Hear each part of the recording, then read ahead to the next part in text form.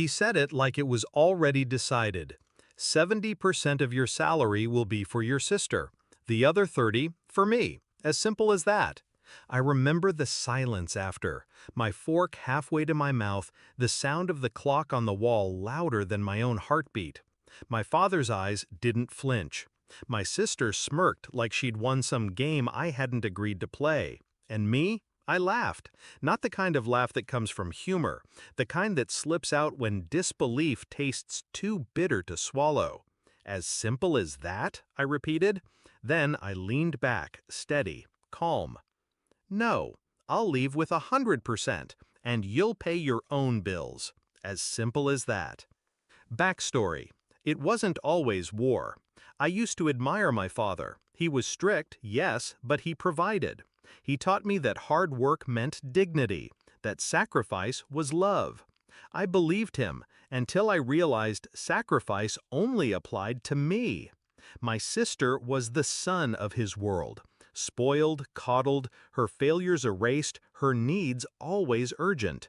Mine were secondary. At first, I excused it. She's younger. She'll grow out of it. But favoritism, when unchecked, curdles into entitlement. By the time I landed my first real job, they both saw my salary as theirs. My sister didn't even bother to hide her expectations. You'll help, right? Dad says you'll take care of me. Take care of her? She was 25, capable, but lazy by design. And my father, once the man who preached self-reliance, now weaponized his authority for her comfort. That night at the dinner table, when he declared my paycheck their property, I knew it wasn't a request. It was a decree. The discovery. Their plan wasn't casual. I stumbled across it weeks before. I found messages on my father's phone while he napped. My sister whining about bills, him assuring her, "Don't worry, your brother's salary will cover everything. I'll make him understand." Make me understand? I didn't confront them immediately. Emotion is loud. Revenge requires silence. I smiled through dinners, nodded through lectures, listened as they outlined their vision for my money.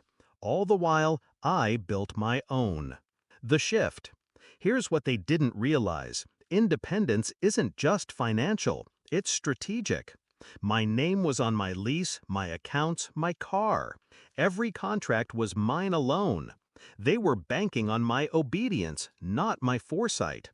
I decided not only to walk away, but to let them feel the weight of the void I'd leave behind. Step 1, I redirected my pay. New account, new bank, untraceable to them. Step 2, I canceled every automatic payment that tied me to their comfort, utilities, groceries, family subscriptions that I alone had funded. Step 3, I moved. Quietly, methodically, one box at a time until my apartment was stripped of me, leaving nothing but walls. I didn't leave a note, just absence. The execution. The first call came on the 1st of the month. My father, his voice tight. "Your sister's rent wasn't paid. Did you forget?" I let the silence hang before answering. "No, I didn't forget. It's just not my rent to pay." He barked my name, but I ended the call. By week 2, the utilities in their house, electricity, gas, even internet, were cut off.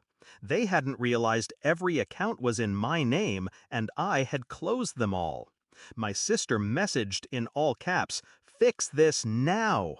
I didn't reply. By week 3, their credit cards declined. I had been the guarantor on their last desperate applications. Without my income, they had no approval, no safety net. My father showed up at my old apartment, pounding on the door. The neighbor told him they moved out. The panic tasted better than victory. The confrontation. It was month 2 when they finally tracked me down. They showed up at my new place, nicer, brighter, far away from them. My father's face was pale. My sister's makeup streaked from crying. "You can't do this to us," he said, the authority gone from his tone. "Can't?" I asked. I stepped outside, closing the door behind me. You told me my salary was yours, that my life was yours, but here's the truth. You don't own me. You never did. My sister lunged forward, desperate. We're family. I looked her in the eye, calm, precise. No. Family asks. Family doesn't take. You should have asked first. Their silence was heavier than shouting. The downfall. Within months, the picture was clear. My sister had to get a job, a real one. My father, stripped of my income, was suddenly humbled. Bills piled up, creditors called. The world he built on my back collapsed because it was never his to stand on. I didn't gloat. I didn't scream. I let reality deliver the punishment they'd earned. And every time I checked my bank account, every time I paid my own bills without their shadow over me, I felt something I hadn't in years: freedom. They tried to guilt me later, of course. Calls laced with nostalgia, messages about family unity. But manipulation loses its edge once you've seen the blah.